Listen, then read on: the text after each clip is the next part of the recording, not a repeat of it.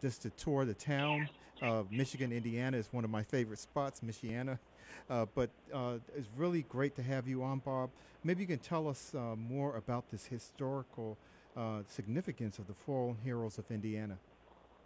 I'd be happy to, and thank you for having me on once again. Yes, I sir. want to make sure you can hear me okay. Yes, we can. Very well. Yes. Okay. Fine. Okay, great. Hi, Cliff. How are you? Fine. How are you? Good to hear you again. Okay. Just fine. So the Indiana Fallen Heroes is something that started in one of the rural schools in northwest Indiana. And they really, I think it was originally spawned in Michigan, where one of the teachers had been to a parade in Michigan, and they saw a display of fallen heroes from Michigan as part of the parade. So this teacher came back to his school in Wheeler, Indiana, and they decided that they needed to do this for the state of Indiana. So they researched, the students researched, found out exactly how many fallen heroes we've had in Indiana since 9/11. And then they created an image on a placard, that's like a foam board, probably about 2.5, 3 feet high, about 1.5 feet wide.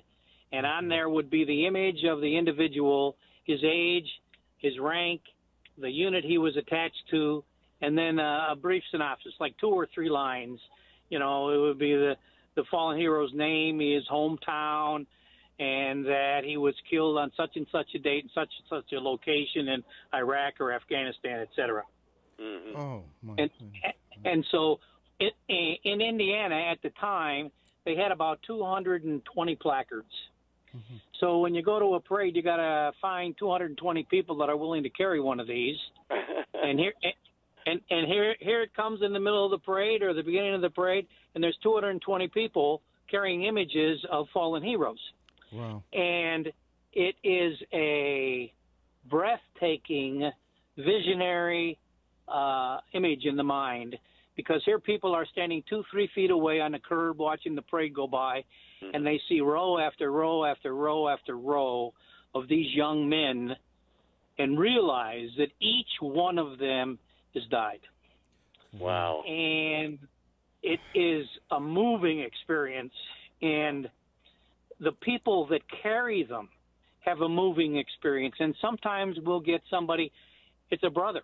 They're carrying an image of their brother. They're carrying an image of somebody they served with. Here in northwest Indiana, we lost 6 young men in 2 different incidents in one deployment in 2011. Members of that unit will come out and say, "Where's so-and-so? Where's this placard? Where's this placard? I got to carry that. I got to carry that." People from the crowd will come up and touch the placards and say, "I knew this young man." And now it's kind of moved around as to who manages it, and there's friends of mine that manage this now that are Gold Star families. Yes, the Gold Star yeah. families. And these images are absolutely treated like they're kids. And if you can think you're waiting to start the parade, you got a placard that's 3 feet by 2.5 feet or whatever. So you might rest it on the ground. They'll come around and say, no, rest it on your shoe. These don't touch the ground. Oh, And so now they've figured out a way to display them in a static situation, so it's not a parade. Like this weekend, we had a big blood drive at one of the union halls out here, which was the Teamsters Union, and so several hundred